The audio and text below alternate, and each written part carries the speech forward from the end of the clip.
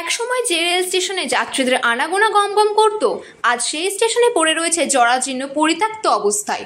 নতুনভাবে স্টেশনের সংস্কার করে চালুর কোনো উদ্যোগ নেই রেল প্রশাসনের।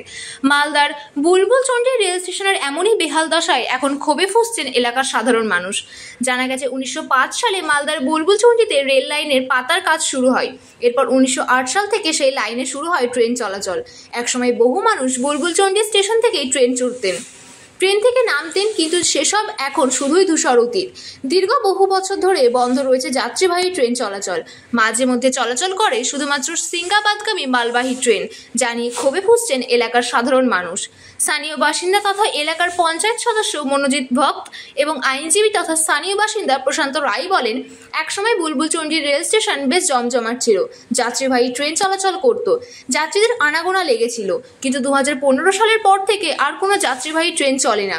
স্টেশন পরিত্যক্ত জরাজীর্ণ অবস্থায় পড়ে রয়েছে, ঝোপঝাড় জঙ্গলে ঢেকে গেছে। পরিত্যক্ত স্টেশন চত্বরে সমাজ বিরোধীরা আখড়া হয়ে উঠেছে। অথচ রেল প্রশাসন বুলবুলচন্ডী রেল স্টেশন সংস্কারের ব্যাপারে উদাসীন। তারা চান শতাব্দী প্রাচীন এই স্টেশন নতুন করে সংস্কার করুক, নতুন রূপে চালু করা হোক। তাহলে হবিবপুর, বামনগোলা ও পুরাতন মালদা ব্লকের সাধারণ মানুষ উপকৃত হবেন।